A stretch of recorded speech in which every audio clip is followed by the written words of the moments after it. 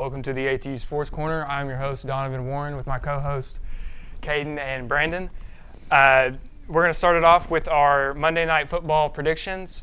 Our first game is Bills against the Falcons. What is y'all's predictions for that? This is an interesting one. I'm always a big fan of Michael Penix and also the weapons around him, Bijan Robinson, Drake London, Kyle Pitts and the crew. But I just don't know if they have the offensive firepower to keep up with Josh Allen in this one.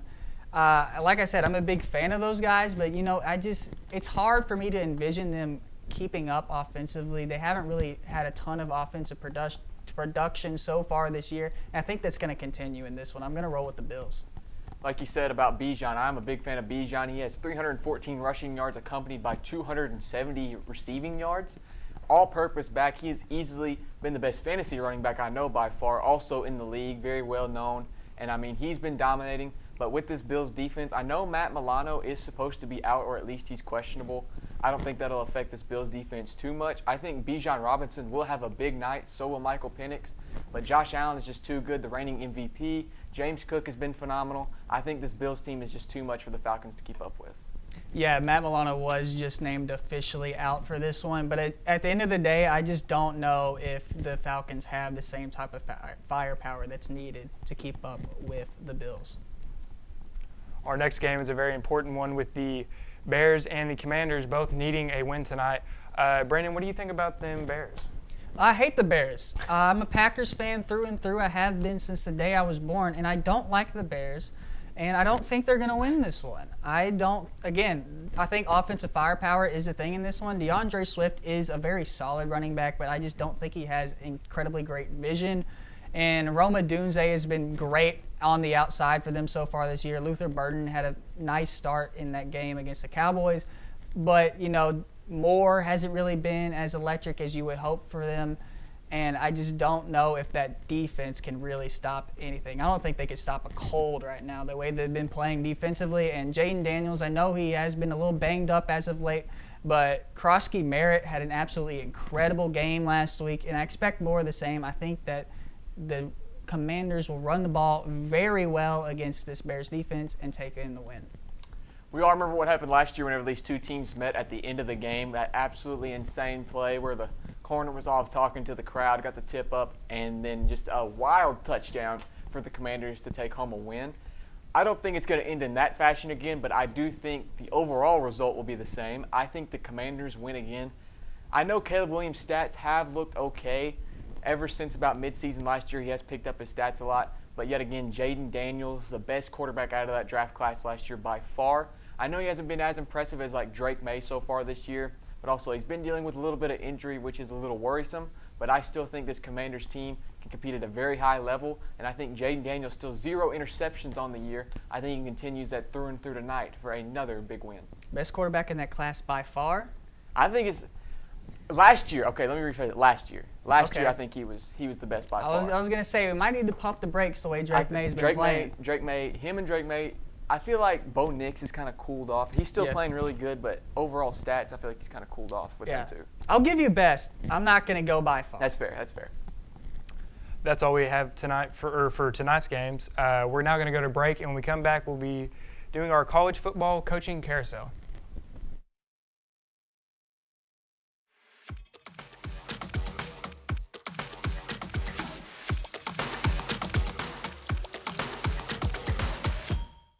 Every 36 seconds, a vehicle is stolen in the United States. Cars are an important investment, and you have the power to protect it.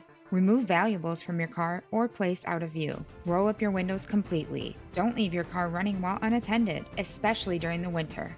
And always lock your doors and take your keys or fob with you. If you know something about a vehicle theft, call us at 1-800-TEL-NICB. This is a public service message from the National Insurance Crime Bureau. Everyone tells you to think about the future, but strength, knowledge, and wisdom are what you build along the way. There's power in the process. We value this moment because at ATU, you write your own script to what comes next. So here's your cue. Right here, right where you are. Focus on the now, because our focus is on your success.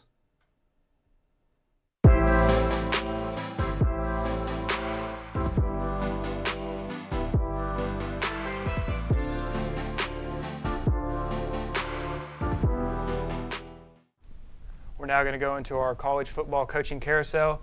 Our first coach is James Franklin. Penn State head coach was fired after 3 straight losses, and 2 of them were heavy favorites. What is your all's opinion on James Franklin?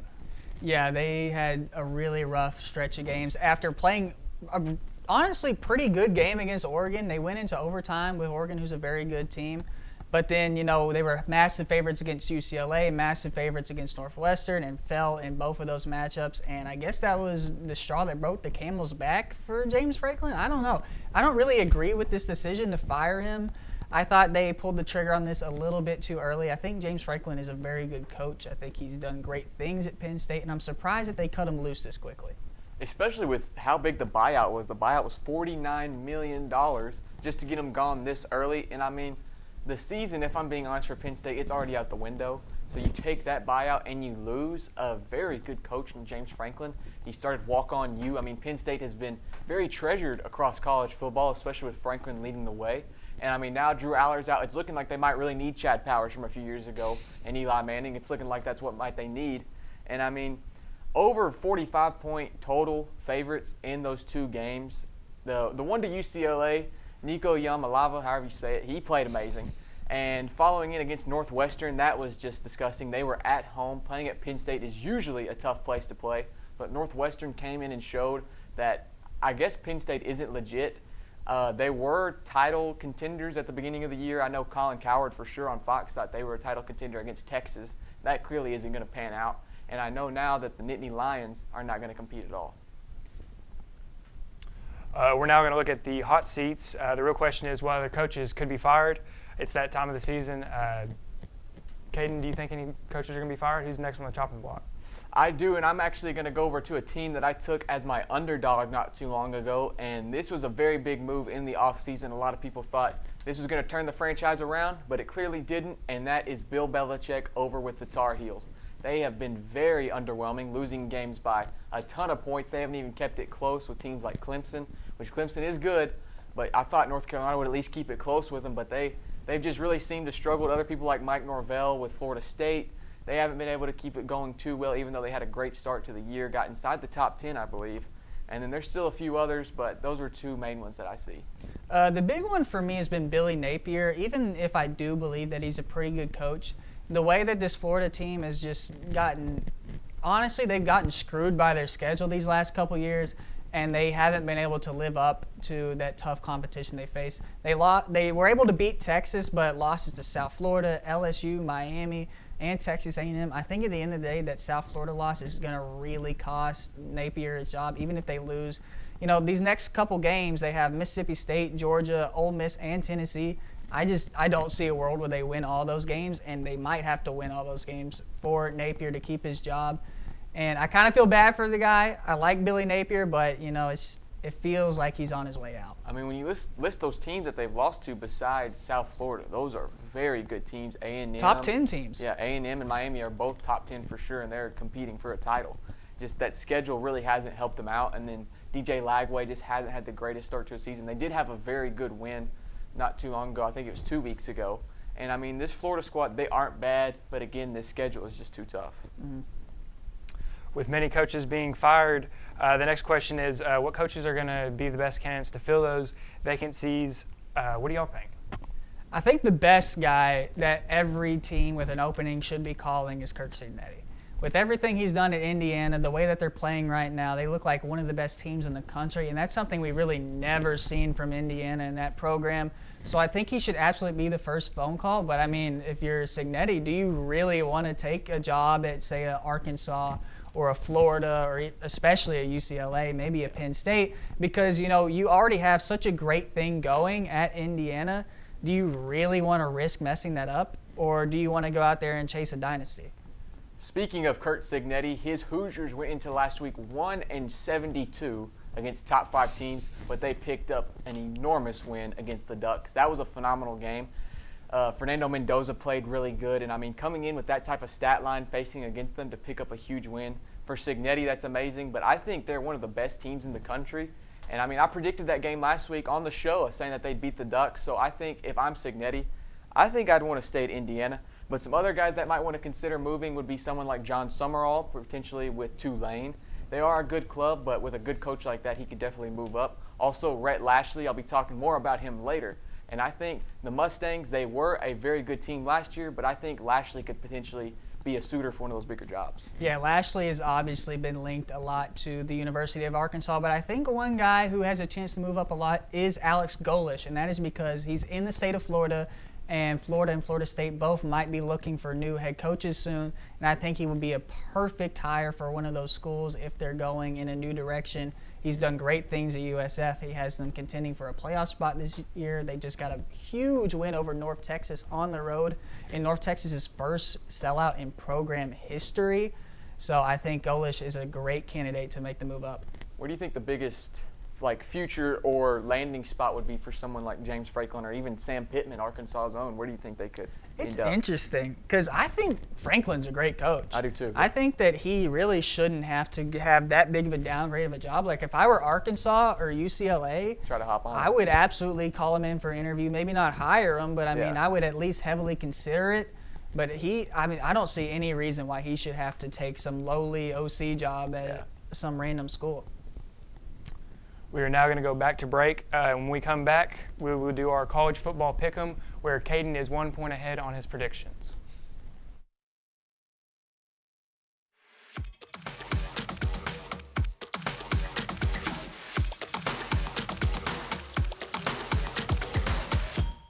You may feel alone. You aren't. Because we Didn't stay quiet. I am a businesswoman. Survivor. Survivor. Survivor. And we won't stay quiet.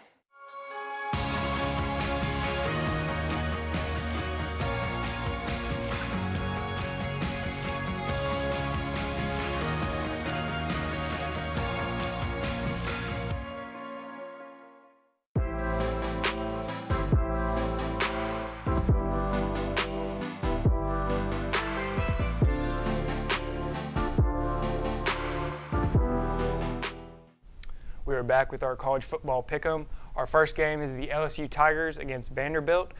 Fans are interested in Diego Pavia being in Nashville. What do y'all think about him? Yeah, Pavia is obviously one of the funnest players in the country to watch. Everyone loves watching him sling the ball around. And I think that he's actually going to pick up the win against LSU in this one. I just kind of worry about that LSU offense, and I don't worry about that Vandy offense. Diego Pavia has been absolutely electric these last couple of years, and even without a terribly great repertoire of weapons around him, I know he does have Stowers at tight end, but, Pavia is the leading rusher on the team. He's really a one-man wrecking crew in that backfield, and I absolutely love watching him play. And I'm going to roll with Vandy because I just don't think that Garrett Nussmeier and Caden Durham have a good enough running game to hang with the Commodores.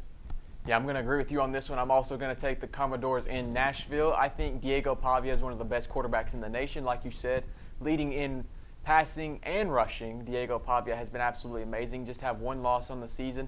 But that's the same case for LSU, but just Garrett Nussmeier hasn't impressed me like I thought he would this year. He came into the season with Heisman expectations. He was close to the top notch for Heisman recommendations, but it just hasn't panned out that way for him or the Tigers. They are sitting at 5-1 inside the top 10. So LSU is a very good ball club, but playing at Vanderbilt isn't easy. Playing against Diego Pavia definitely isn't easy. And Eli Stowers, the very phenomenal tight end for Vanderbilt, I expect him to have a big game against this LSU defense. Yeah, and I think one thing that makes the LSU start with Garrett Nussmeier a little bit disappointing is the fact that he has such incredible weapons around him. Anderson and Brown were both highly coveted in the transfer portal. And Nussmeier is putting up a lot of yards, but his touchdown-interception ratio is not great, and he's throwing the ball a ton. Caden Durham only has 67 carries on the year. I would just like to see him be able to lean on those elite weapons a little bit more. Yeah, he has 40 more pass attempts than Pavia, but yet less yards and less touchdowns. You can't really have that, especially with LSU offense. They're known to have good receivers. If you watch the NFL, almost every other team you see has an LSU wide receiver that is doing phenomenal. So for Garrett Nussmeier to be struggling with this type of offense, it kind of makes you wonder what's going on. Yeah, it's really kind of been this LSU defense carrying them so far. Harold Perkins, obviously one of the better edge rushers we've seen in college football in recent years. Whit Weeks has really played at a super high level at linebacker for them. But, defense had been the problem. It's offense that has really struggled at times for them. Our next game is a very important one with Ole Miss against Georgia. Ole Miss fans are wondering, can the Lane Train stay undefeated? What are y'all's predictions for that one? I think they can. I am such a big fan of Trinidad Chambliss. He is playing at such a high level, and he's playing in such a fun fashion. Since he's really gotten the start, he might be my favorite player in the country to watch. He is electricity personified out there playing quarterback. And Kawan Lacey also as well is a very good running back for him, and in the backfield together they make a great running tandem. He's also got some solid receivers. Wallace is a pretty good one. And this Ole Miss defense was really what was expected to carry them early before the year started. And now we see that this offense is actually playing at a high level as well, and it's the reason why Ole Miss is top 5 ranked in the country right now. I'm actually going to agree with you again here. I am going to take Hottie Toddy. I really do like Trinidad Chambliss. He hasn't disappointed with the time he's gotten ever since he stepped in with the injury to their starting quarterback. He has fulfilled that role perfectly. And he's led Ole Miss to a very firm record at 6-0, sitting at number 5 in the nation. Going over to Georgia, I'm not a huge believer in Gunnar Stockton. His stats look okay, but to me, all these Georgia quarterbacks, especially within recent years, they're all just the same type of player. They make the right plays, but none of them do nothing too flashy, just like Chambliss does. I see too many shades of Stetson Bennett, too many shades of, like, Easton Stick, just people like that, average Georgia quarterbacks that have just been the same case over and over for Georgia over the years. Just this year they don't have as many weapons. The defense doesn't look as good as usual. And I think this Ole Miss team, led by Lane Kiffin, one of my favorite coaches, I think they pick up yet another big win on the road. Yeah, you're right about the Georgia quarterbacks in recent years not really popping. But what does pop to me about this is where we have on our graphic, Georgia's favored by 7.5 in this one. That is outrageously I high. thought that was a lot. I did expect Georgia to come into this game favored, but I thought it maybe be 3, 4, maybe 5. 7.5 is a lot. Maybe Vegas knows something I don't. A whole touchdown is a little peculiar in my opinion. Yeah. Especially for how good this Ole Miss team has been for just to come in at a touchdown down already. Absolutely. And Georgia did not look good last week. There was a lot of weird stuff going on in that game against Auburn. And I don't expect Georgia to be at that same level they had been in these recent years where they were winning titles. If they do win, I think it's by a field goal at most. I don't think it's, or maybe a touchdown, but not by more than a touchdown. 7.5 is very generous. Crossing 7 is interesting to me. Our last game is going to be Tennessee against Alabama. The Crimson Tide are scorching hot right now with their 5-day winning streak. Do y'all think Alabama is going to win? I do. I think the Tide is playing at a super high level right now, and I think they will continue that. Just the receivers, Bernard and Williams, are playing at a super high level, and Ty Simpson has been able to get them the ball really well. I think that this offense has just been much better than I expected for Alabama. I thought this would be a very defensive-oriented team, and they've shown some balance that I wasn't really expecting. I agree. I think this is two of the best quarterbacks in the SEC in Joey Aguilar and Ty Simpson. I really like Ty Simpson. He has been a phenomenal quarterback ever since that rough start for Bama. He has been absolutely electric. Now, Joey Aguilar, he does have 5 interceptions on the year, so it is a little worrisome. He does like to throw the ball a lot, but they picked up a nice win against Arkansas last week. But this Alabama team, they have 2 stud wide receivers, followed by a stud quarterback in Ty Simpson. This defense does their job. I think Kalen DeBoer is finally getting it together with Alabama. They have some big wins rolling for them. Just like you said, they're scorching hot, and I think the Roll Tide continues to roll this week. Speaking of stud wide receivers, Chris Brazzell is having like the quietest 500 yards, 7 touchdown early season performance maybe ever. I know this Tennessee offense does like to throw the ball around a lot.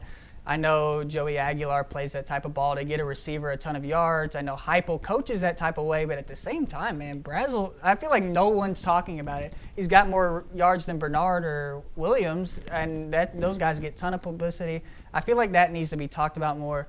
But I am rolling with Alabama. And 8.5, I think, is a little steep again. I think this is going to be more of, 5, 6, 7 range. So I think that the Volunteers are going to cover but not win. Yeah, this is a very high line yet again. I think this Volunteers team in general, they are very highly ranked. They have a very good record, 5-1, but they haven't received much publicity as a team overall besides Aguilar, I believe. I mean, they've had some really good wins in the SEC. They've performed at a high level, but they just kind of stay on the down low. You really don't hear much about them in the media. We're now going to finish off with our underdog of the week. What are y'all's predictions? What do y'all think is going to be the underdog? The underdog predictions have not gone very well for either of us so far. Neither of us have got a single one right. So, I've been going with teams that are having good seasons, teams that are traditionally good. Let's go off the wall. Let's get real weird. I'm rolling with Georgia State catching 7.5 on the road against Georgia Southern. Georgia State has won one game this year. They have not been good at all. They don't know who their quarterback is. They have a QB battle between TJ Finley and Cameron Brown. But, hey, when they haven't been behind a ton, Rashad Amos has been a really good running back for them. He's been good at his other schools in the past. He's bounced around a lot in his career. And you know what? Give me the Georgia State Panthers. Why not? They play in the Atlanta Braves' old baseball stadium. It doesn't surprise me. It doesn't surprise me, not a bit. But we move over. I told you we'd come back to Rhett Lashley, and we will. I'm taking the Mustangs over Clemson. Kevin Jennings has been a very good quarterback so far this year for SMU. They're having a down year compared to last year, but Rhett Lashley is still a very good coach, and I believe he's going to lead this team to yet another big win, especially in the ACC. Clemson has not impressed me. This, in my opinion, is another coach on the hot seat in Dabo Swinney. This Clemson team has not performed to the level they were expected. I believe they started the season within the top 4. People were talking about how easy their schedule was, how they're going to have a cakewalk. They could potentially – there were some people saying they could finish the season undefeated because of how easy that schedule was, but it just hasn't turned out that way. Potential Heisman winner at the beginning of the year was Cade Klubnik, but he has been very underwhelming. His draft stock has definitely dropped. And this Clemson Tigers squad, they're at home, but I like SMU plus 9.5. Well, let's hope that one of those underdog predictions are correct. That's all we have for the ATU Sports Corner this week. Make sure to tune in next week or next Monday for our show.